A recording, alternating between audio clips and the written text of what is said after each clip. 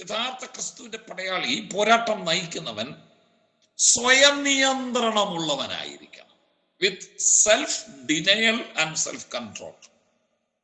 സ്വയം നിയന്ത്രണമുള്ളവരായിരിക്കണം. 1 കൊരിന്ത്യർ 9-ാം അധ്യായം 25 തുടങ്ങി 27 വരെയുള്ള വാക്യങ്ങൾ. 1 കൊരിന്ത്യർ 9-ാം അധ്യായം 25 തുടങ്ങി 27 വരെയുള്ള വാക്യങ്ങൾ.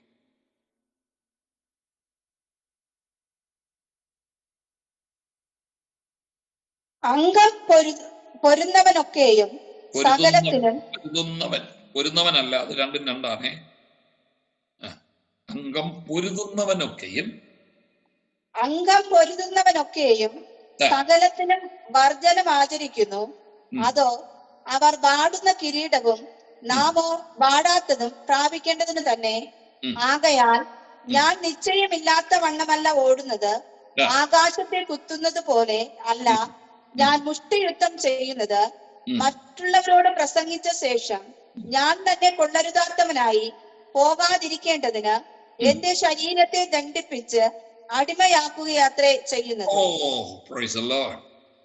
നിങ്ങളെ വാക്യം ശ്രദ്ധിച്ച് എന്ത് രസമായ നമ്മൾ ഉൾക്കൊണ്ടൊരു വാക്യമെന്നറിയാമോ? അംഗം പൊരുതുന്നവനൊക്കെയും സകലത്തിലും വർജനം ആചരിക്കും. വർജനം, അംഗം പൊരുതുക.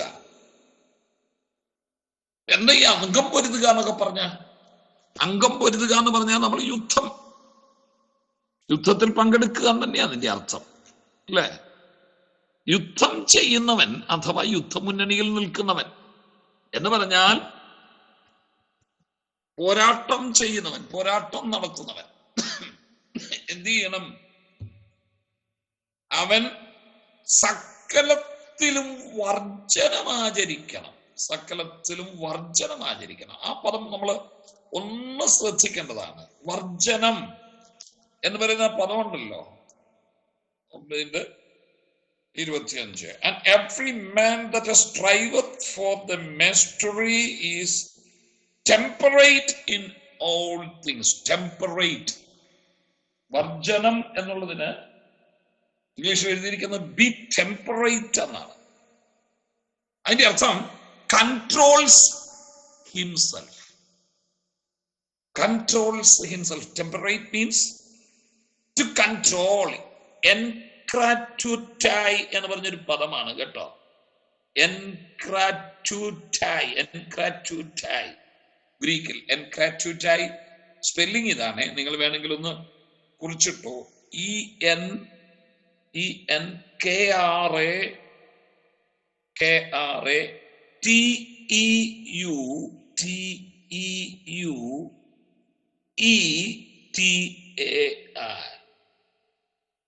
ഗ്രീക്കിൽ അത് വായിക്കുന്നത് എൻക്രാറ്റുറ്റായി. വർജനം. വർജനം നമ്മള് ചില കാര്യങ്ങൾ ഒഴിവാക്കുക എന്നുള്ളതല്ല ഈ വർജനം എന്ന് പറഞ്ഞാൽ. അതാ നമ്മൾ പെട്ടെന്ന് ഈ വർജനം ആചരിക്കുക എന്ന് പറഞ്ഞ ഈ സാൽവേഷൻ ആർമി സഭയെ കുറിച്ച് അറിയാവുന്നവർക്ക് അവർക്ക് ഒരു മാസത്തെ ഈ വർജനമാസമുണ്ട്, അല്ലേ? പരിവർജനം എന്നൊക്കെ പറഞ്ഞവര് ചില ഭക്ഷണ സാധനങ്ങളൊക്കെ അവർ ഒഴിവാക്കിയിട്ട് അതിന്റെ പൈസ അവര് പള്ളിക്ക് കൊടുക്കും. ഇത് അങ്ങനെ ഏതെങ്കിലും ചില കാര്യങ്ങൾ ഒഴിവാക്കുന്നതിനല്ല പരിവർജനം എന്ന് പറഞ്ഞാൽ. ഇറച്ചിയും മീനും കൂട്ടാതിരിക്കുന്നതല്ല ഇത്. മാംസം കൂട്ടുന്നില്ല, ഞാൻ മീൻ കൂട്ടുന്നില്ല, മുട്ട കൂട്ടുക, അത് അങ്ങനെ വർജനം ആചരിക്കുകയല്ല. സത്യത്തിൽ അതിന്റെ അർത്ഥം എന്താ അറിയാമോ? എൻക്രാറ്റുറ്റായി എന്ന് പറഞ്ഞാൽ സെൽഫ് റിസ്ട്രെയിൻഡ്, സെൽഫ് കൺട്രോൾ, സ്വയം നിയന്ത്രണമുള്ളവരായിരിക്കണം. B temperate. സ്വയം നിയന്ത്രണമുള്ളവരായിരിക്കണം.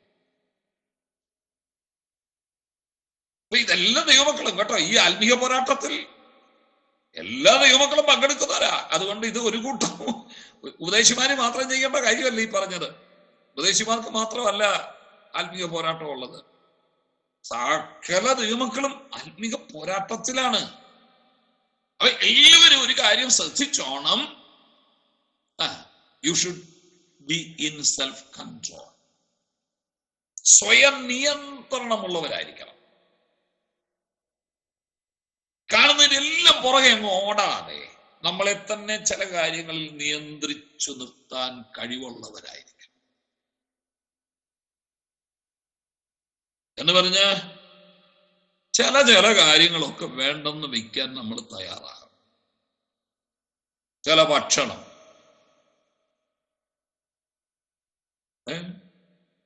ഈ പ്രധാന രണ്ട് കാര്യങ്ങളാണ് ഈ സ്വയവർജനം. എൻക്രാറ്റ്യൂറ്റായി എന്നുള്ളതിന് രണ്ട് കാര്യങ്ങളാണ്. ഒന്ന് ഇൻ ഡയറ്റ്, ഭക്ഷണ കാര്യങ്ങളും, ആൻഡ് ഇൻ ചാസ്റ്റിറ്റി, ലൈംഗിക കാര്യങ്ങൾ. ഈ രണ്ട് കാര്യങ്ങളാണ് പൗലോസ് ഉദ്ദേശിക്കുന്നത്. എൻക്രാറ്റ്യൂറ്റായി എന്നുള്ള പദത്തിന്റെ അർത്ഥം you must be in self control in diet. ഭക്ഷണ കാര്യങ്ങളിൽ സ്വയനിയന്ത്രണമുള്ളവരായിരിക്കും. അതുപോലെ തന്നെയാണ് സെക്സ്, ലൈംഗിക കാര്യങ്ങൾ. ഈ രണ്ട് കാര്യത്തിൽ യുദ്ധമുന്നണിയിൽ നിൽക്കുന്നവർ സ്വയനിയന്ത്രണമുള്ളവരായിരിക്കും. നമ്മുടെ ആരെങ്കിലും ബന്ധത്തിൽപ്പെട്ടവർ പട്ടാളത്തിൽ പോയിട്ടുണ്ടല്ലോ, നിങ്ങൾ അവരോടൊന്ന് ചോദിച്ചേ. അവർക്ക് നമ്മളെപ്പോലെ ഈ വാരിക്കോരി തിന്നാൻ അവര് സമ്മതിക്കുകയല്ല. അവിടെ പട്ടാളക്കാരോട് ചോദിക്കണം, നിങ്ങളുടെ ഭക്ഷണക്രമം, നിങ്ങളുടെ മെനു എങ്ങനെയാണെന്നൊന്ന് ചോദിക്കണേ. നമ്മളാണ് രാവിലെ പഴങ്കഞ്ഞിയൊക്കെ തലം നിറയെ കുടിച്ചു കളയും. ഈ തിരുവനന്തപുരം ഭാഗത്ത് പഴഞ്ഞി എന്നാ പറയുന്നത്, പഴഞ്ഞി അടിക്കുക അല്ലേ. അങ്ങ് വാരിച്ചങ്ങ് തിന്നുക. വേറൊരു കാര്യ, നമുക്ക് ഈ ദൈവമക്കൾക്ക് സത്യത്തിൽ ഭക്ഷണത്തിന് ക്രമീകരണം ഇല്ലല്ലോ. അതുകൊണ്ടല്ലേ ഈ പാസ്റ്റർമാർക്കെല്ലാം കുടവയറായി. കിട്ടുന്നതൊന്നും കളയുകയില്ല, അവിടുന്ന് തിന്നും ഇവിടുന്നും കഴിക്കും ഇല്ലേ. അതുകൊണ്ടാണ് ഈ നല്ല ദൈവദാസന്മാര് നല്ലൊരു പങ്കും പെരുവയറന്മാരായിട്ട് നടക്കുന്നത്. അങ്ങനെ പൗലോസ് പറയുന്നത്. ക്രേത്തിസം എന്ന് പറയും. ക്രേത്തന്മാർ സ്വതവേ എങ്ങനെയാന്നാ പറഞ്ഞേ, അവര് പെരുവയറന്മാർ, ഭയങ്കരം എന്ന് പറഞ്ഞ വലിയ വയറ് നീ മുൻപേ പുറകെ ഞാൻ വന്നേക്കാം എന്നും പറഞ്ഞാ നടക്കുന്നത്. ഇവര് യോഗ സ്ഥലത്ത് ചെല്ലുന്നതിന് മുമ്പ് ഇവരുടെ വയറങ്ങി ചെല്ലും. കാരണം ഇതാണല്ലോ തലയ്ക്ക് നിൽക്കുന്നത്. ആ പാസ്റ്ററെ ഞാൻ അവിടുന്ന് കണ്ടു, ഒരു വയറിഞ്ഞോട്ട് വരുന്നത് കണ്ടു. അപ്പോഴേ എനിക്ക് മനസ്സിലായി പാസ്റ്റർ അതിന്റെ പുറകിലുണ്ടെന്ന്. വിശ്വാസികൾ ഇപ്പൊ അങ്ങനാ പറയുന്നത്. പാസ്റ്റർ വരുന്നേ ഞാൻ കണ്ടു, അവിടുന്ന് ഒരു വയറ് വരുന്നത് കണ്ടു. അപ്പൊ എനിക്ക് മനസ്സിലായി പാസ്റ്റർ അതിന്റെ പുറകില് ഉണ്ട് എന്ന് മനസ്സിലായി. നിങ്ങൾക്കറിയാമോ ഈ അമിത ഭക്ഷണം പാപമാണെന്നറിയോ? എത്ര പേർക്കറിയാം? കിട്ടുന്നതെല്ലാം വാരി വലിച്ചു തിന്നും.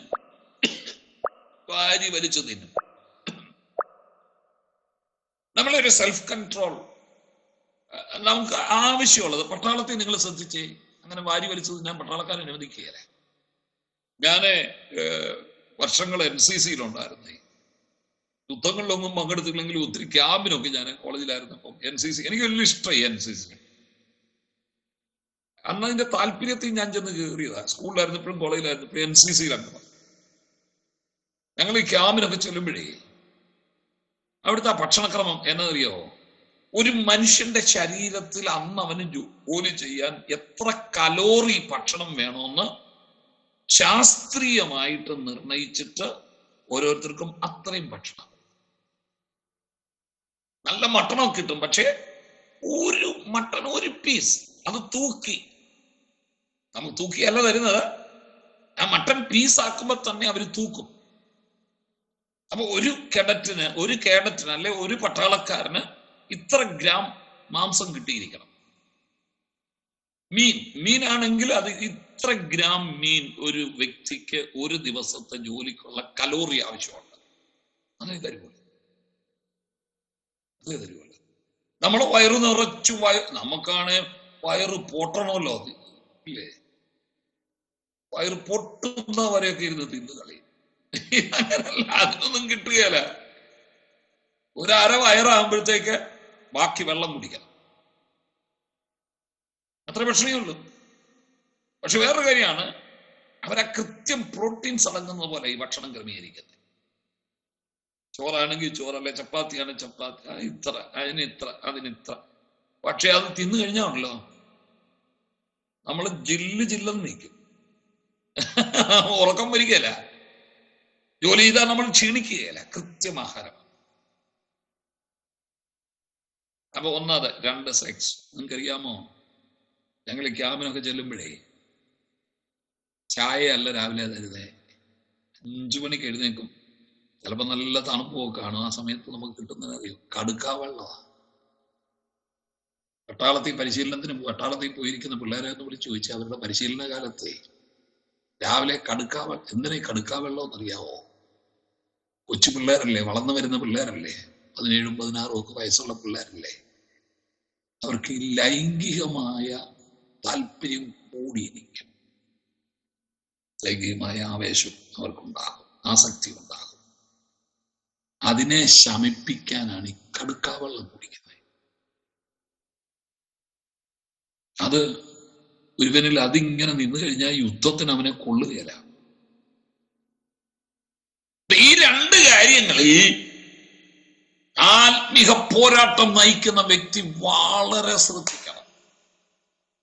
അമിത ഭക്ഷണം അത് പാപമാണെന്ന് മനസ്സിലാക്കണം. നിങ്ങളത് വായിച്ച് എസെക്കിയേൽ പ്രവചനം ഒന്നെടുത്ത്. എസെക്കിയേൽ പ്രവചനം 16-ാം അധ്യായത്തിന്റെ 49-ാമത്തെ വാക്യം ഒന്ന് വായിക്കാം. എസെക്കിയേൽ 16:49.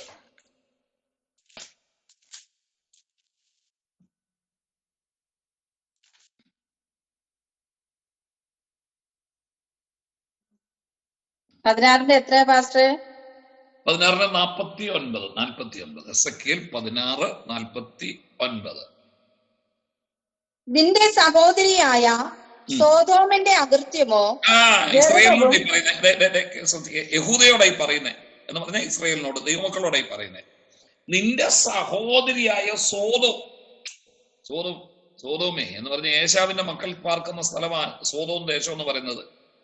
സോദോം എന്ന് പറയുന്നത് അതാ ഇപ്പോഴത്തെ ലെബനോനൊക്കെ വരുന്നത്. അതാ ഈ ലെബനോനൊക്കെ. ഇപ്പൊ ലെബനോൻ കഴിഞ്ഞ ദിവസമൊക്കെ നമ്മൾ യുദ്ധം നടത്തിയില്ല ഇസ്രായേല്. ആ സ്ഥലമാണ് പഴയ സോദോം എന്ന് പറയുന്നത്, ആ ലെബനോനാ. അപ്പൊ അവളുടെ സോദോമിന്റെ അകൃത്യം എന്ന് പറഞ്ഞാൽ സിൻ, പാപം. എന്തുകൊണ്ട് ദൈവം സോദോമിനെ ഇഷ്ടപ്പെടുന്നില്ല? ഇസ്രായേലേ, നീ ശ്രദ്ധിക്കണം. നിന്റെ സഹോദരി അവള് എന്ന് പറഞ്ഞാൽ അടുത്ത് കിടക്കുന്ന 2 രാഷ്ട്രങ്ങളല്ലേ. ആ നിലയിൽ നിന്റെ സഹോദരിയാണ് അവള്. അവളുടെ അകൃത്യം എന്താണെന്നറിയാമോ? വായിച്ചേ. അവളുടെ അകൃത്യമോ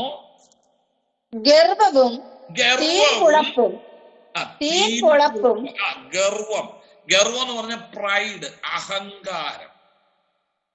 അത് നമുക്കറിയാം, പാപമാണെന്നറിയാം അല്ലേ? അഹങ്കാരം, പ്രൈഡ്. അതാ ഗർവം. ഗർവം എന്ന് പറഞ്ഞ പ്രൈഡ് എന്ന് പറഞ്ഞ എപ്പോഴും അഹങ്കാരവും നികളും. അതാ അതിന്റെ അർത്ഥം. അഹങ്കാരമെന്നോ നികളമെന്നോ അർത്ഥം വരുന്നൊരു പദമാണ് ഗർവം. അപ്പൊ നിന്റെ സഹോദരിയായ ഏദോമിന്റെ അഥവാ സോദോമിന്റെ അകൃത്യം, പാപം നീ ശ്രദ്ധിക്കണം. അത് കണ്ടോണം. ഞാൻ എന്തുകൊണ്ടാണ് സോദോമിനെ ഇഷ്ടപ്പെടാതെ ഏശാവിനെ ഞാൻ ഉപേക്ഷിച്ചിട്ട് ഇസ്രായേൽ യാക്കോബെ നിന്നെ തെരഞ്ഞെടുത്തത് എന്താണെന്നറിയാമോ? അതിന്റെ കാര്യം എന്നാ അറിയോ? അവടെ പാപം എന്നാന്നറിയോ? അവളെ എപ്പോഴും കിടന്നുണ്ടെങ്കിൽ മരിക്കുക. ഒന്ന് നെകളം, ഭയങ്കര നെകളം, ഭയങ്കര അഹങ്കാരം, എന്തൊക്കെയോ ആയിപ്പോയെന്നോ, ഞാൻ ഏതാണ്ടൊക്കെ ആണെന്നോ ഒക്കെയുള്ള നെകളം. രണ്ടാമത് പറഞ്ഞൊരു പദം ശ്രദ്ധിച്ചോ, തീൻപുളപ്പ്. The fullness of bread. അതാ ഞാനിപ്പോ പറഞ്ഞ അമിത ഭക്ഷണം. ദ ഫുൾനെസ് ഓഫ് ബ്രെഡ് ഇംഗ്ലീഷിൽ കിടക്കുന്ന അങ്ങനെയാ, കണ്ടമാനം ആഹാരം അഥവാ അമിത ഭക്ഷണം. പാപം. അത് സോദോമിന്റെ അകൃത്യ. അത് നിനക്ക് പറ്റരുതെന്നാ പറഞ്ഞേ. നീ ഇസ്രായേൽ ജനം, ഞാൻ തെരഞ്ഞെടുത്ത ഇസ്രായേലായി യാക്കോബ, നിനക്കത് പറ്റരുത്. അവിടെ അകൃത്യം. ഞാൻ അവൾക്കെതിരെ നിന്നതിന്റെ കാര്യം എന്താണെന്നറിയാമോ? അവിടെ അഹങ്കാരം, പിന്നെന്നതാ അമിതാഹാരം, തീൻപൊളപ്പ്. ആ പദം തന്നെ കേൾക്കുമ്പോ രസമാ അല്ലേ? തീൻപൊളപ്പ്, തിന്നേച്ച് കിടന്നുകൊണ്ട് നെളിക്കുക. മനസ്സിലായോ? ചിലര് കിടന്നുകൊണ്ട് കൂത്താടുന്നത് കാണുമ്പോഴത്തേക്ക് നമ്മള് പിള്ളേരെ കിടന്ന് നമ്മള് പറയല്ലേ, അത് തീങ്കുത്ത. ഞങ്ങളുടെ ഇവിടെ പറയുന്നത് കോട്ടയംകാര് പറയാ അത് തീങ്കുത്താന്ന് പറയും. തീങ്കുത്തെന്ന് പറഞ്ഞാൽ തീ കൊണ്ട് കുത്തിയെന്നല്ല, തീറ്റി കുത്തുന്നതാണ്. അത് ഈ തീറ്റി കുത്തുന്നതാണ് തീങ്കുത്ത്. കോട്ടയംകാര് പറയുന്നതാണ്. പിള്ളേര് കിടന്നുകൊണ്ട് കിടന്ന് തീറ്റിയൊക്കെ കഴിഞ്ഞ് കിടന്ന് തലകുത്തി മറിയുകയും ബഹളം ഉണ്ടാക്കുകയും ചെയ്യുമ്പോൾ അവന് തീങ്കുത്താന്ന് പറയും. പഴയ ആളുകൾ പറയുന്ന, ഇപ്പോഴത്തെ ആളുകൾ അങ്ങനെ പറയുമോന്ന് എനിക്കറിയത്തില്ല. പിള്ളേർക്കൊന്നും ഇത് അറിയത്തില്ല. തീറ്റി കുത്തും. തീറ്റി എല്ലിന്റെ ഇടയിലെല്ലാം കയറി കുത്തുക. അന്നേരം കിടന്നുകൊണ്ട് ഈ പൊളപ്പ് കാണിക്കുന്ന, അതായി തീൻപൊളപ്പെന്ന് പറയുന്നത്. അമിതാഹാരം കണ്ടോ? അത് അകൃത്യമാണ്. അമിതാഹാരം തീർന്നില്ല, തീൻപൊളപ്പ്, പിന്നെ നിർഭയ സ്വൈര്യവും. നിർഭയ സ്വൈര്യം എന്ന് പറഞ്ഞ എന്താണെന്നറിയാമോ? അബൻഡൻസ് ഓഫ് ഐഡിൽനെസ് എന്ന് പറഞ്ഞാൽ എന്നറിയാമോ? മടി പിടിച്ച ജീവിതം. അതും പാപമാണെന്ന് ദൈവമക്കൾ ഓർത്തോണം കേട്ടോ. മടി പിടിച്ച ജീവിതമില്ലേ, അലസത.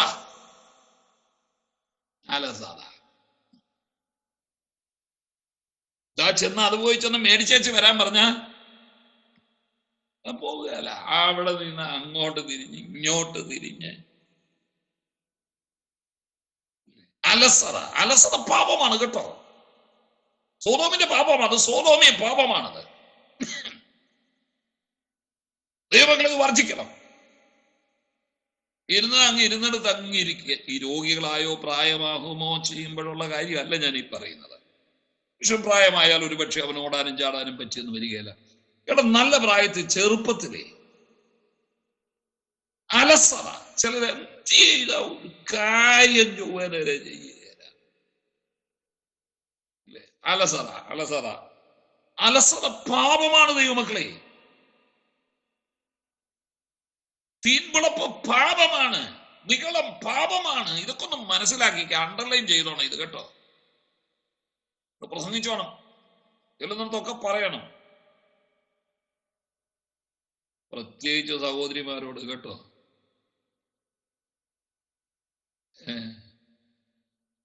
രാവിലെ ആഹാരം കൊടുത്ത് ഭർത്താവിനെയും പിള്ളേരെയും പറഞ്ഞു വിട്ടു കഴിഞ്ഞാൽ പിന്നെന്നാ പരിപാടി? ഇങ്ങനെ ഈ കഥക് വിജാഗിരി കിടന്നു കറങ്ങുന്ന പോലെ അങ്ങോട്ട് തിരിഞ്ഞ് ഇങ്ങോട്ട്. അല്ല, ഞാനിത് ചുമ്മാ പറഞ്ഞല്ലോ. ഇത് വായിക്കാവോ? സദൃശ്യവാക്യം 23:2 വായിക്കാവോ? 23:2 സദൃശ്യം 23:2.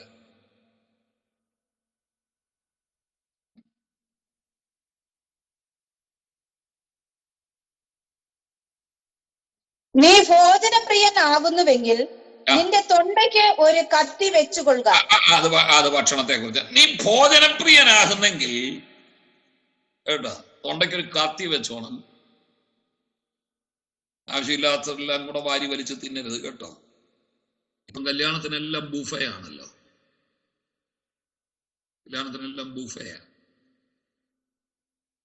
ഇഷ്ടം പോലെ ചെന്ന് എടുത്ത് വാരി വെച്ച്. കേരളീയർക്കൊരു പ്രത്യേകതയുണ്ട്, എടുക്കുന്നതിനൊക്കെ കൂടുതൽ കൊണ്ട് കളയുകയും ചെയ്യും. കല്യാണ സ്ഥലത്തൊക്കെ നിങ്ങൾ കാണണം, വേസ്റ്റ് ഇടുന്നിടത്ത് ചിക്കനും മട്ടണും ബിരിയാണിയും ഒക്കെ കിടക്കുന്ന കൊണ്ട് കളയും. എന്നാൽ നിനക്ക് ഇത്രേ കഴിക്കാവണം, നിനക്കറിഞ്ഞൂടെ? എനിക്ക് ഇത്രേ പറ്റൂ, ഇത്രയും വലിച്ചു വാരി എടുക്കണം. ഇത് വേസ്റ്റ് ആക്കുമ്പോൾ വേറൊരു കാര്യം ഓർക്കണം. എത്ര പേര് വിശന്നിരിപ്പുണ്ടെന്ന് അറിയാമോ?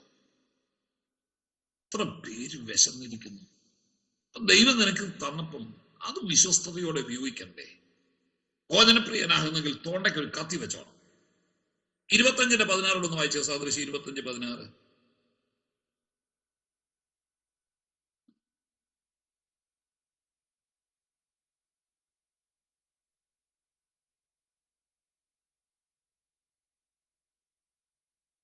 നിനക്ക് തേൻ കിട്ടിയാൽ വേണ്ടുന്നതേ ഭുജിക്കാവൂ, അധികം നിറഞ്ഞിട്ട് ഛർദ്ദിപ്പാൻ ഇടവരരുത്.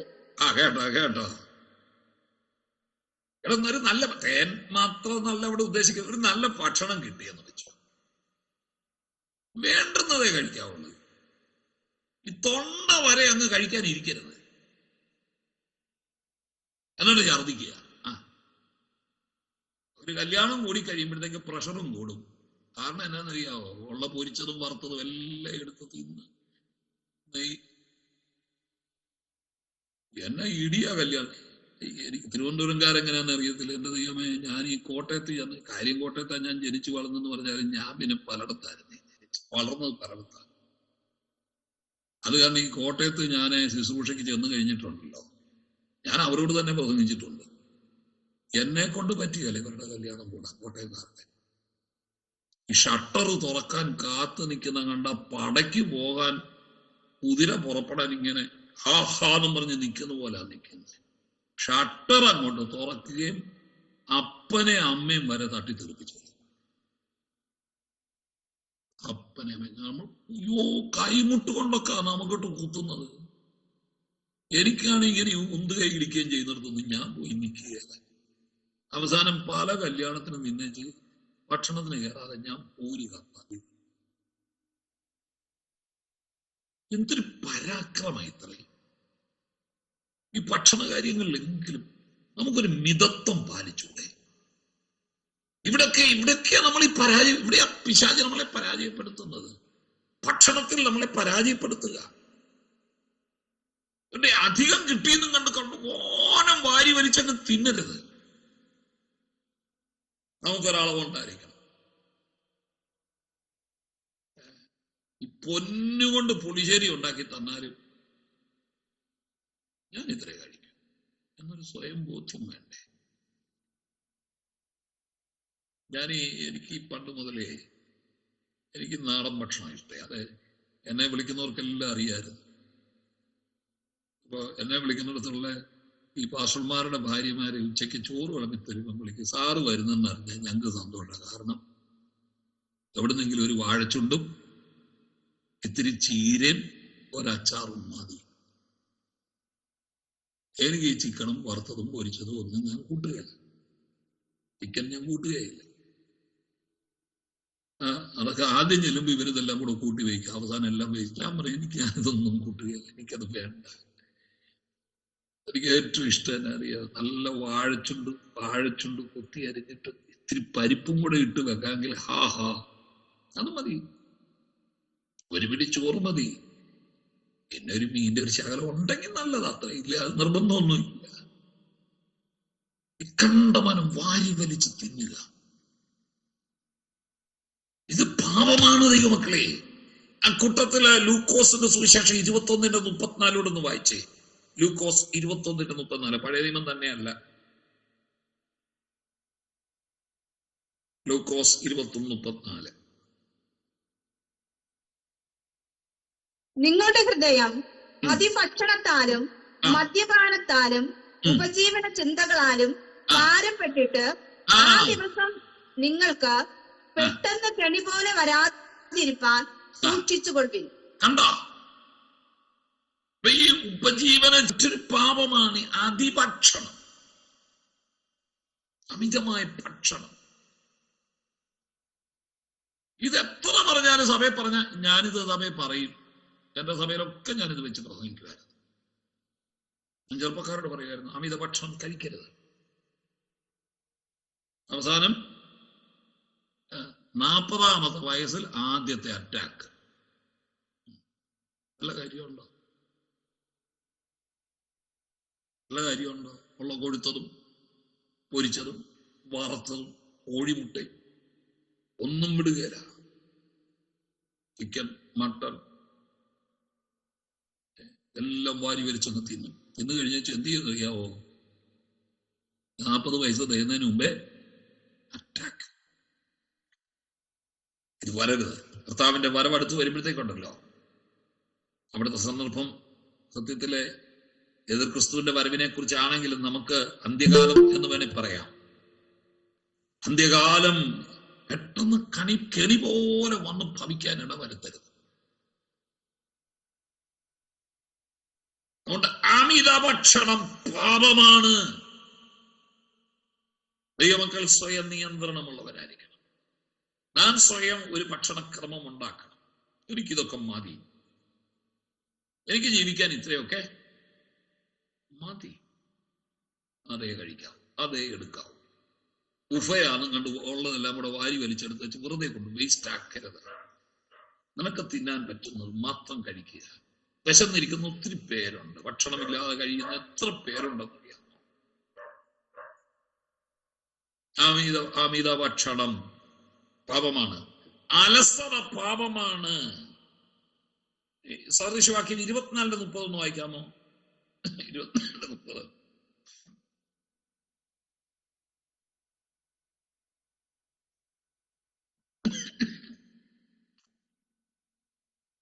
ഞാൻ മടിയന്റെ കണ്ടത്തിനരികെയും ബുദ്ധിഹീനന്റെ മുന്തിരിത്തോട്ടത്തിന് സമീപയും കൂടെ പോയി. കണ്ടോ, മടിയന്റെ കണ്ടത്തിന്റെ അടുക്ക കൂടെ ഞാനൊന്ന് പോയേ, എന്റെ പൊന്നെ ഇനി പോവുകയല്ല. അതിന്റെ കാര്യം അറിയാമോ? കണ്ട കാഴ്ച കേട്ടണം. അവിടെ മുള്ള പടർന്ന് പിടിച്ചിരിക്കുന്നതും തൂവ നിറഞ്ഞ് നിലം മൂടിയിരിക്കുന്നതും അതിന്റെ കണ്ണതിൽ ഇടിഞ്ഞു കിടക്കുന്നതും കണ്ടു. അവിടെ മുള്ളും പാറക്കാരെ എല്ലാം കൂടെ വളർന്ന് തൂവയും ചാപ്പും ചവറും എല്ലാം കൂടെ വളർന്ന് കിടക്കും. കാരണം എന്നറിയോ? ഇവൻ മടിയനാ, ഇവൻ പോവുകയാലെന്ന് എന്ത് ചെയ്ത അവിടെ? നിങ്ങൾ കണ്ടോ? ചില വീട്ടിലോട്ടൊന്ന് കയറി ചെല്ലണം. അതാ മടിയന്റെ കണ്ടോ എന്ന് പറയുന്നത്. അടിപ്പുമില്ല, വാരലുമില്ല, വൃത്തിയാക്കലുമില്ല. അടുക്കി ഒരു ഉത്സാഹിയായ ഒരു മനുഷ്യൻ, അതിൽ പ്രത്യേകിച്ചും സഹോദരിമാരെ ഞാനൊന്ന് എടുത്തു പറയട്ടെ. അവരുടെ വീടൊന്ന് ശ്രദ്ധിച്ചേ. ചെന്നാൽ ഒരു 10 മിനിറ്റ് ഇരിക്കാം.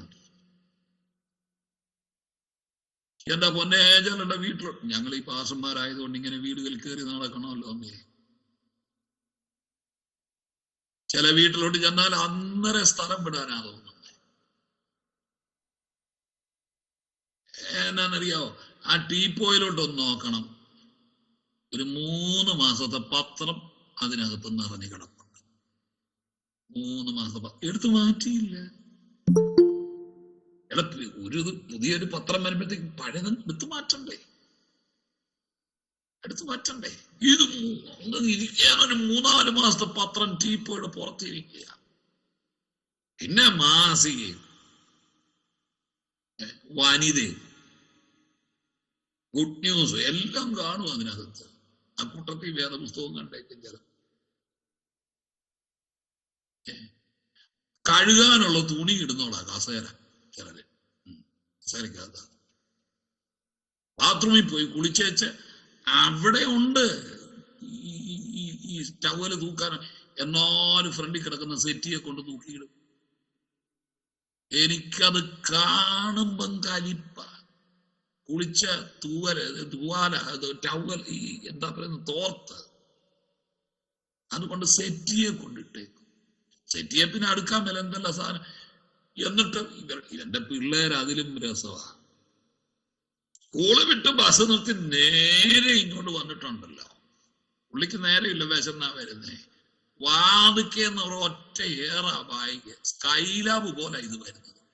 ഇത് വന്നേച്ച് ടീപ്പോയുടെ പുറത്തോട്ട് വീണ പത്രവും ചെതറിച്ച് ഗുഡ് ന്യൂസും എടുത്തെറിഞ്ഞ് ആ ബാഗ് അതിലൂടെ ചെന്ന് സെറ്റിയുടെ അടിയിലോട്ടം കയറി.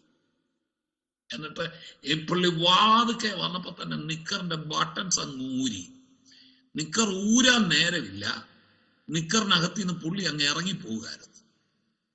എന്നിട്ട് ഇത് ഇംഗ്ലീഷിൽ 8 എഴുതുന്ന പോലെ വാതിക്കെ കിടക്കുക. ഉപദേശി ബാലൻസ് പിടിച്ച് ചെന്നില്ലെങ്കിലും ഉണ്ടല്ലോ, കുരുക്കിനകത്ത് വീണ പോലെ കാല് തട്ടി വീഴും.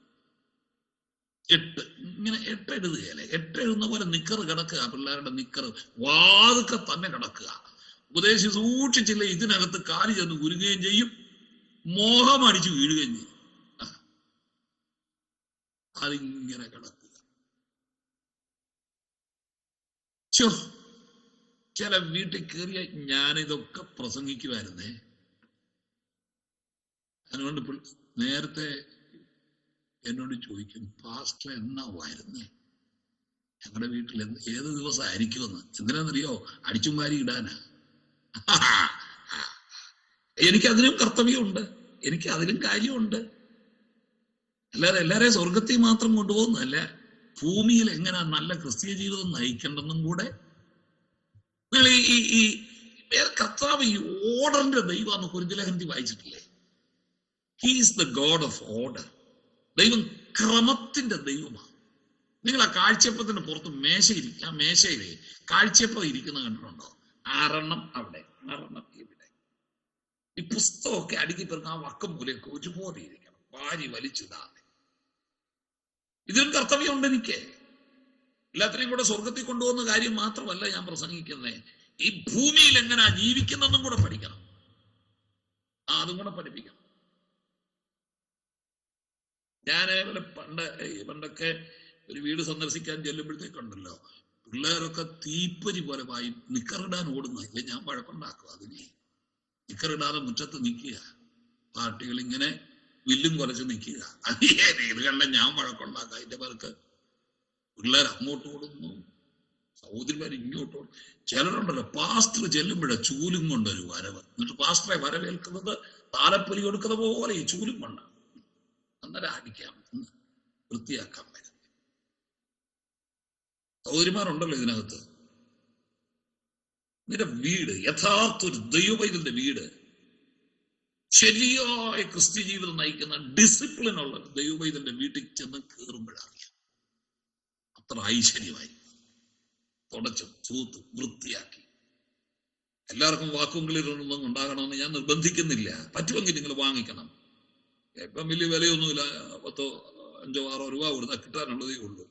അത് നല്ല വൃത്തിയാക്കി പൊടിയൊക്കെ അടിച്ച് വൃത്തിയാക്കി ടീപ്പയൊക്കെ തുടച്ച് ആവശ്യമില്ലാത്ത ഒരൊറ്റ സാധനം സെറ്റ് ചെയ്യാൻ ഇടരുത്. സെറ്റ് ചെയ്യാൻ അതിനുള്ളതല്ല. നിങ്ങളുടെ തുണി കൂട്ടിയിടാനും പുസ്തകം പതുക്കി വെക്കാനുമുള്ള സ്ഥലമല്ല സെറ്റ്. അത് ആ വീട്ടുകാർക്കുള്ളതുമല്ല. ഡ്രോയിങ് റൂമിലെ സെറ്റ് നിങ്ങളുടെ വീട്ടുകാർക്ക് ഇരിക്കാനുമുള്ളതല്ല. അത് സന്ദർശകർക്ക്. അതിനകത്ത് വന്ന് എല്ലാവരും കൂടെ കാലും കയറ്റി വെച്ച് ഇരിക്കുക. എന്നിട്ട് അതിൽ വേണം ഉപദേശി വെള്ളം കൊണ്ട് കൊടുത്തോണ്ട് കയറിയിരിക്കാൻ. എന്നെ കിട്ടുകയില്ല. വേറെ പണി പോയി നോക്കിക്കളാൻ ഞാൻ പറയും. ഇത് അങ്ങനത്തെ ഉപദേശി അല്ലെന്ന് ഞാൻ പറയും. അത് പുതിയ സ്ഥലത്ത് ഞാൻ ചാർജ് എടുക്കാൻ ചെല്ലുമ്പോഴേ ഞാൻ പറയും, എന്നെ കിട്ടുകയില്ല. ചിലരുടെ കാറൊക്കെ കാണണം കേട്ടോ, 3 വർഷത്തെ പൊടി മുഴുവൻ കാറെ കാണും. ലോകത്തിന് വരുന്ന വരവ് കണ്ടാണ് വലിയ കാറിലാ വന്ന് ഇറങ്ങുന്നേ. എടാ അതൊന്ന് കഴുകി വേണ്ട, കഴുകണ്ട, ഒന്ന് തുടച്ചിട്ടെങ്കിലും കൊണ്ടുവരണ്ടേ, ഒന്ന് തുടച്ചിട്ട്. ഈ വസ്ത്രം ഞാൻ പറയുന്നത്, ഞാനൊരു കാര്യം പറയട്ടെ. എന്റെ ഒരു ചിന്തന അറിയാമോ? You give the best to the lord. ഏറ്റവും നല്ലത് ദൈവത്തിന് കൊടുക്കണം. ആരാധനയ്ക്ക് വരുമ്പോഴത്തേക്ക് നിനക്കുള്ളതിൽ ഏറ്റവും നല്ല വസ്ത്രം. അതുകൊണ്ട് കണ്ടവനെ ധാരാളിത്തം നിങ്ങൾ കൊണ്ടെന്നൊന്നും ഞാൻ പറയുന്നില്ല. പക്ഷേ ഏറ്റവും നല്ല വസ്ത്രം അടിച്ച് നനച്ച് വൃത്തിയായി തേച്ച്, ഇത്തിരി വല്ല സെന്റും ഒക്കെ ഒന്ന് മേടിച്ച് തേക്കുന്ന, ഈ വേർപ്പനാറ്റമൊക്കെ ഉണ്ടാകാതെ. അതുകൊണ്ട് ഈ ഇലഞ്ഞിപ്പൂ അത്ര മേടിച്ച് തേച്ചോണ്ടും വരരുത് കേട്ടോ. അടുത്തിരിക്കുന്നവരെ തല തട്ടിപ്പോവും കേട്ടോ. ഇച്ചിരി വിലയുള്ളത് ഒരെണ്ണം വാങ്ങി വെച്ചിട്ട് അതുമൊക്കെ ഒന്ന് അടിച്ച് ഒന്ന് വൃത്തിയായി. അവയിലൊക്കെ വരുന്നത് അടുത്ത് വേറെ സൗകര്യമായിരിക്കില്ലേ. കർത്തൃമേശ കഴിഞ്ഞ് നീ മോന്തയും കൊണ്ട് വരുമ്പോഴത്തേക്കും മറ്റവൻ തലയും വലിച്ചോണ്ട് പോകരുത്. അയ്യോടാ, ഇതൊക്കെ പറയുന്ന ഉപദേശിയാ ഞാൻ. ഉപദേശിക്കന്നെ ഇതിലൊക്കെ കാര്യം, ഇതിലൊക്കെ കാര്യമുണ്ട് എനിക്ക്. ദൈവമക്കളെ, ഇവിടെ വൃത്തിയായിട്ട് ഒരുക്കുന്ന പണിയും കൂടെ. നമ്മളെ പെന്തിക്കോസ്തുകാരെന്ന് പറഞ്ഞ ചുമ്മാതെ കെട്ടും വിട്ടു നടക്കുന്നവനല്ല. നമുക്ക് വ്യവസ്ഥ കൊണ്ട് ജീവിക്കാം. നമുക്ക് വ്യവസ്ഥ കൊണ്ട് ജീവിക്കാം. ഭംഗി, വൃത്തി, വെട്ടിപ്പ്. നമ്മുടെ ആരാധനാലയം, നമ്മുടെ വീട്, നമ്മുടെ ശരീരം അല്ല കുളിച്ച് വൃത്തിയായി ഭംഗിയായി മുടിയൊക്കെ ചീകി ഇത്തിരി പൗഡറൊക്കെ ഇടുന്ന തെറ്റൊന്നുമല്ല കേട്ടോ. അതൊക്കെ പാപാന്ന് പറഞ്ഞ് പണ്ടത്തെ ഉപദേശിമാർ ഇപ്പൊ തങ്ങിച്ച് വാഷളാക്കി വെച്ചിരിക്കുക. എണ്ണമയൊക്കെ ആ മുഖത്ത് അതൊന്നും മാറാൻ ഇത്തിരി പൗഡറും ഒക്കെ ഒന്ന് ചെറിയ സെന്റും ഒക്കെ മേടിച്ചു വെച്ചോ. ഇത്തിരി പൈസ മുടക്കിയാലും നല്ല വിലയുള്ളത് മേടിക്കണം കേട്ടോ. അടുത്തിരിക്കുന്നവന്റെ തല തട്ടിപ്പോ എന്റെ പൊന്നെ, നമ്മുടെ തലച്ചോറ് ഇളകി പോകുന്നു ചിലർ സെന്റ് പഠിച്ചുകൊണ്ട് വന്ന. ഹോ, ഇരിക്കാൻ പറ്റുകയല്ലെന്ന്. അതിന് ഈ വില കുറഞ്ഞ കുറെ ഈ മുല്ലപ്പൂവിന്റെ മണോ ഇലഞ്ഞിപ്പൂവിന്റെ അത്തറുകളൊക്കെ ഉണ്ട്. അതൊക്കെ തേച്ച് കയറി ഇങ്ങോട്ട് വന്നു കഴിഞ്ഞാൽ നമുക്ക് ഛർദ്ദിക്കാനും വരുമെന്ന്. അടുത്തിരിക്കുന്നവന് അയ്യോ ഇങ്ങനെയൊന്നും വരല്ലേ കേട്ടോ, ഇച്ചിരി വില കൂടി ഒരെണ്ണം മേടിച്ചോണം എന്നും വേണ്ടല്ലോ വല്ലപ്പോഴും. ഇനി പോകുന്നിടത്തല്ല ഇത് അടിക്കണമെന്ന് ആരാധനയ്ക്ക് വരുമ്പോഴെങ്കിലും അതൊക്കെ നടിച്ച് നല്ല വൃത്തിയായി ഭംഗിയായി കുളിച്ച് ഒരുങ്ങി. ഞാൻ ഒരു പുതിയ സഭയിൽ ചെന്ന് കഴിഞ്ഞാണല്ലോ ഒരു 2-3 മാസം ആദ്യത്തെ പ്രസംഗം ഇതൊക്കെ ആയിരിക്കും. ആ ജനത്തെ ഞാൻ മൊത്തം ഉടച്ചു വാർക്കും. മനസ്സിലായോ? ഡ്രസ് കോഡ് എല്ലാവരും വെള്ള കൊടുത്തുകൊണ്ടൊന്നും വരണമെന്നൊന്നും എനിക്ക് നിർബന്ധമൊന്നുമില്ല. പക്ഷെ നല്ല ഭംഗിയായിരിക്കും, വെടിപ്പായിരിക്കും. ഒരു ദൈവ ഇതലാണ് നീ. നിന്റെ കയ്യിലൊരു വേറെ പുസ്തകം കൂടെ ഇരുന്ന് കഴിയുമ്പോൾ അതൊരു അലങ്കാരമായിരിക്കണം. നമ്മുടെ വീട് മുറ്റത്ത് കയറുമ്പോൾ പറയണം, ആ ഇത് പെന്തിക്കോസുകാരന്റെ വീടാ കേട്ടോ, പെന്തിക്കോസുകാരന്റെ വീടാ എന്ന് പറയണം. അടിച്ച് വാരി വൃത്തിയാക്കി ആ ചെറിയ ചെടിയൊക്കെ വരുന്നത് അതൊക്കെ ഇടയ്ക്കിടയ്ക്കൊന്ന് പറിച്ച് കളഞ്ഞ് എന്നാൽ നിനക്ക് പറ്റുകയല്ലേ ആരെങ്കിലും നിർത്ത് ഇടയ്ക്കിടയ്ക്ക് അല്ലോ ഒന്ന് വൃത്തിയാക്കി. സ്വയം നിയന്ത്രണം, എല്ലാ കാര്യത്തിലും ഒരു സ്വയം നിയന്ത്രണം ഉള്ളവരായിരിക്കണം. Self control. കണ്ടോ? അതായത് സ്വയം നിയന്ത്രണം എന്ന് പറഞ്ഞു കഴിഞ്ഞാൽ കള്ളു കുടിക്കുന്ന കാര്യം മാത്രമല്ല ഈ പറയുന്നത്. പത്രോസിന്റെ ലേഖനത്തിലും അതുകൊണ്ടാണ് 1 പത്രോസ് 5:8 നമ്മളൊരു കാര്യം വായിച്ചിട്ടുണ്ട്.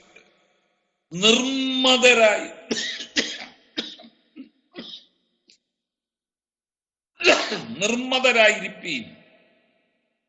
കണ്ടോ? 1 പത്രോസ് 5 നിർമ്മലരല്ല, നിർമ്മതരായിരിപ്പീൻ. അർത്ഥം സെൽഫ് കൺട്രോൾ എന്നാ കേട്ടോ. നിർമ്മതത്വം. നെഫോ എന്ന് പറഞ്ഞൊരു ഗ്രീക്ക് പദമാണ്. നെഫോ എന്ന് പറഞ്ഞാല് എന്താ അറിയാവോ? ഉന്മത്തരാകാതിരിപ്പീൻ എന്ന് പറഞ്ഞാൽ കള്ളു കുടിച്ച് പൂസായി നടക്കുന്നവര് അങ്ങനെ അല്ല എന്ന് പറഞ്ഞ സ്വയം നിയന്ത്രണം.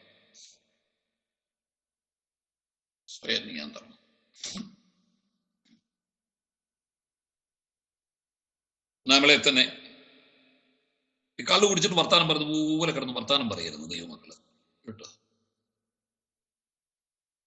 ഒരിക്കൽ എൻ്റെ ജ്യേഷ്ഠൻ, എൻ്റെ ഒരു കൂടെ പഠിപ്പിച്ചൊരു അധ്യാപകനുണ്ട്. അദ്ദേഹം ഒരിക്കൽ അദ്ദേഹത്തിന്റെ ജ്യേഷ്ഠനെ കുറിച്ച് എന്നോട് പറഞ്ഞേ. ഇങ്ങനെ പറഞ്ഞു വന്നപ്പോഴത്തേക്ക് എന്റെ സാറേ സഹിക്കാൻ മേല. അദ്ദേഹത്തിന്റെ കൂടെ ആയി ഈ മനുഷ്യനും താമസിക്കുന്നേ. സന്ധ്യ ആകുമ്പോഴത്തേക്ക് ചേട്ടച്ചാരി വരും, ഞാനങ്ങ് ഇറങ്ങിപ്പോകുന്നു. എന്നറിയോ? അദ്ദേഹം ഒരു ഉദ്യോഗസ്ഥനാണ്. പക്ഷെ വരുന്ന എങ്ങനെയറിയോ? കള്ളു കുടിച്ചിട്ടാ വരുന്നത്.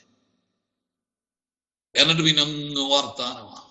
പിള്ളേരോടൊക്കെ പിന്നെ കള്ളു കുടിച്ചു കഴിഞ്ഞാൽ എന്നാ സ്നേഹമാണ്. എടുക്കുന്നു, പിടിക്കുന്നു, മുത്തുന്നു, കടിക്കുന്നു. പിന്നെ ഈ സ്നേഹം അങ്ങോട്ട് ഒത്തിരി കൂടിക്കഴിഞ്ഞാൽ പിന്നെ പിള്ളേരെയൊക്കെ തെറിയാ വിളിക്കും. ചിലവർ അങ്ങനെയാണല്ലോ, ശ്രദ്ധിച്ചിട്ടുള്ള. ഭാര്യയൊക്കെ പിന്നെ തെറിയാ വിളിക്കുന്നത്. സ്നേഹിച്ച് വിളിക്കുന്നതാ കേട്ടോ, സ്നേഹിച്ച് വിളിക്കുന്നതാ. ഭയങ്കര ശല്യമാണ് പറഞ്ഞു. എന്റെ സാറേ അത് കാരണം ഈ സന്ധ്യ ആവാൻ കഴിഞ്ഞാൽ ഞാൻ ഇറങ്ങിയതാ എല്ലായിടത്തും വീട്ടിൽ ഇരിക്കുക. അയാൾ കിടന്ന് ഉറങ്ങി കഴിഞ്ഞാൽ ഞാൻ വീട്ടിൽ വരുവാണ്. നല്ല ഉദ്യോഗസ്ഥനാണ്, നല്ല ശമ്പളം. അപ്പൊ ഞാൻ ഉടനെ ചോദിച്ചു, ചേട്ടത്തിയോ? എന്റെ സാറേ അത് കുടിക്കുകയല്ലെന്നേ ഉള്ളൂ. ചേട്ടൻ കുടിക്കുമെന്നേ ഉള്ളൂ. ചേട്ടത്തി പിന്നെ കുടിക്കുകയല്ലെന്നേ ഉള്ളൂ. ഇതെല്ലാം ചേട്ടത്തി കുടിക്കാതെ ചെയ്ത് കളി. ഈ പറഞ്ഞ എല്ലാ പണിയും ചേട്ടത്തിക്ക് പിന്നെ ഒരു മദ്യവും വേണ്ട. വർത്താനം പറയും. അതാ വീട്ടിലെ വഴക്ക്. അവിടുത്തെ വഴക്കെന്ന് പറഞ്ഞാൽ ഇയാള് കുടിച്ചേച്ച് കിടന്ന് വർത്താനം പറയും, ചേട്ടത്തി കുടിക്കാതെ കിടന്ന് അതിന്റെ പുറത്ത് കയറി പറയും. അവസാനം അങ്ങോട്ടും ഇങ്ങോട്ടും ബഹളമായി, അടിയായി, പിടിയായി. ചിലരെ കണ്ടിട്ടില്ലേ, ഓവർ സംസാരമാണ്, കണ്ടുമനം വർത്താനം, ആവശ്യമില്ലാത്ത കാര്യങ്ങളാണ്, വർത്താനം. അതാ സെൽഫ് കൺട്രോൾ എന്ന് പറയുമ്പോഴത്തേക്ക് not to be get boost. ഈ ബൂസായെന്ന് പറയല്ലേ, ബൂസായ അയാൾ നമ്മൾ പൂസാന്നല്ലേ പറയുന്നത്. ഈ പൂസ് എന്ന് പറയുന്ന സത്യത്തിൽ അത് ഇംഗ്ലീഷ് പദമാണ് കേട്ടോ. ബൂസ് എന്നൊരു ഇംഗ്ലീഷ് പദമുണ്ട്, ആ പദമാണ് നമ്മൾ മലയാളികള് അയാൾ ഇച്ചിരി പൂസാന്ന് നമ്മൾ ഈ പറയല്ലേ, അത് ഇംഗ്ലീഷാ. ഇംഗ്ലീഷിൽ അത് ബൂസ് ആണ്, ബൂസ്. അതാ സെൽഫ് കൺട്രോൾ എന്ന് പറയുന്നത്. ബൂസ് ആകാതെ വളരെ ധന്യമായി, വളരെ ബോധത്തോടുകൂടി, വളരെ സ്വയം നിയന്ത്രണത്തോടുകൂടി വർത്താനം പറയും. അതാ ഉദ്ദേശിച്ചിരിക്കുന്നത്. അപ്പൊ മദ്യരഹിതരാകാതിരിക്കുക, ഒന്നാമത്തത് അതാണ്. ഞാൻ പറഞ്ഞു, ഒന്ന് ഭക്ഷണകാര്യത്തിലുള്ള നിയന്ത്രണം. ഭക്ഷണവും പാനീയവും എല്ലാം അതിനകത്ത് വരും, മദ്യവും ഒക്കെ അതിനകത്ത് വരും, അത് വരും. രണ്ടാമത്തെ വിഷയം ഞാൻ എടുത്ത് പറയുന്നില്ല, നിങ്ങൾക്ക് തന്നെ അത് മനസ്സിലാകും. ലൈംഗിക വിഷയങ്ങളിൽ ഒരു യഥാർത്ഥ വിശ്വാസി സെൽഫ് കൺട്രോൾഡ് ആയിരിക്കും. എന്ത് ചെയ്യണം? അവന്റെ ക്രിസ്തീയ ജീവിതം വളരെ നിയന്ത്രിക്കേണ്ടതായിരിക്കണം. പവിത്രമായ പരിശുദ്ധമായ ഒരു ലൈംഗിക ജീവിതത്തിന് അവനുടമയായിരിക്കണം.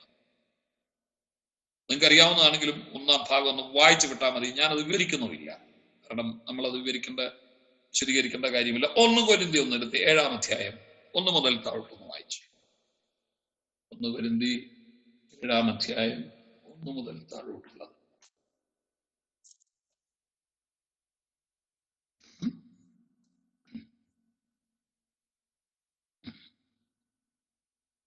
നിങ്ങൾ എഴുതി അയച്ച സംഗതികളെ കുറിച്ച് എന്റെ അഭിപ്രായം എന്തെന്നാൽ, സ്ത്രീയെ തൊടാതിരിക്കുന്നത് മനുഷ്യന് നല്ലത്. എങ്കിലും ദുർനടപ്പ് നിമിത്തം ഓരോരുത്തന് സ്വന്തം ഭാര്യയും ഓരോരുത്തിക്ക് സ്വന്തം ഭർത്താവും ഉണ്ടായിരിക്കട്ടെ. ഭർത്താവ് ഭാര്യയ്ക്കും ഭാര്യ ഭർത്താവിനും കടപ്പെട്ടിരിക്കുന്നത് ചെയ്യട്ടെ. ഭാര്യയുടെ ശരീരത്തിന്മേൽ അവൾക്കല്ല, ഭർത്താവിനത്രേ അധികാരമുള്ളത്. അങ്ങനെ ഭർത്താവിന്റെ ശരീരത്തിന്മേൽ അവനല്ല, ഭാര്യക്കെത്രേ അധികാരം. പ്രാർത്ഥനയ്ക്ക് അവസരമുണ്ടാവാൻ ഒരു സമയത്തേക്ക്. ഇതാണ് ഒന്നാമത്തെ നിയമം എന്ന് പറഞ്ഞ് കേട്ടോ. ഓരോരുത്തന് സ്വന്തം ഭാര്യ, ഓരോരുത്തിക്കും സ്വന്തം എന്ന് പറഞ്ഞ സ്വന്തം ഒരെണ്ണം ഉണ്ടായിരിക്കണമെന്നാണ് ഈ പറഞ്ഞത്. അതൊക്കെ സ്വന്തം ഇല്ല, അതുകൊണ്ട് അയൽപക്കത്തിൽ നിന്നൊക്കെ മേടിക്കും. അത് പറ്റുകയല്ലെന്നാ പറഞ്ഞത്. ഒരുത്തന് ഒരുത്തി, അല്ലാതെ ഒരുത്തന് പെരുത്തിന്നില്ല. ഇത് നമ്മൾ വളരെ ശ്രദ്ധിക്കേണ്ട ഒരു കാര്യമാണ്. നമ്മുടെ ആത്മീക പോരാട്ടത്തിൽ ജയിക്കണമെങ്കിൽ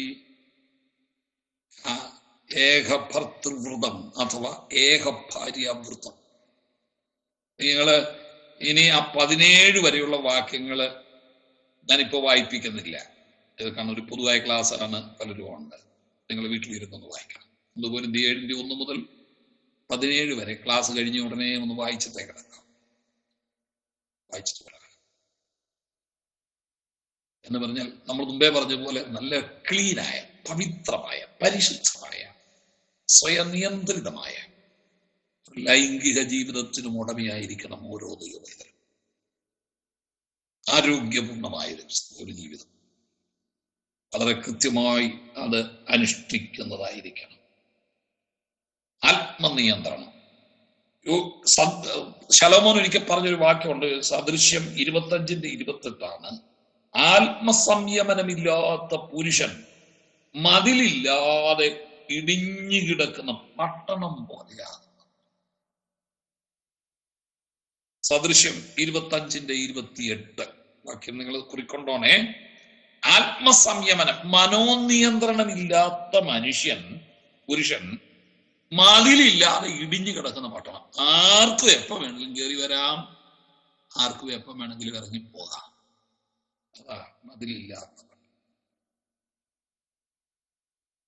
എന്നാൽ ആത്മനിയന്ത്രണമുള്ള ഒരു മനുഷ്യനെ സംബന്ധിച്ചിടത്തോളം അവനെല്ലാത്തിനും നിയന്ത്രണമുണ്ട്.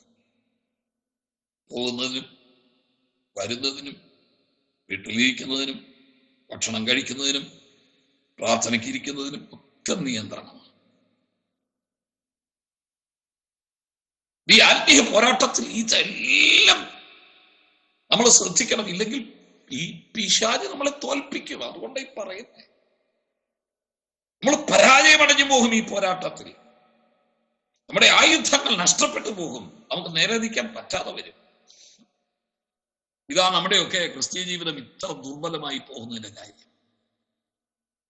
എന്താ ഓരോരുത്തരുടെ ക്രിസ്തീയ ജീവിതം ഇതുപോലെ ദുർബലമായി നിൽക്കുന്നതിന്റെ കാര്യം എന്താണെന്നറിയാമോ? ആത്മനിയന്ത്രണമില്ല, സെൽഫ് കൺട്രോൾ ഇല്ല.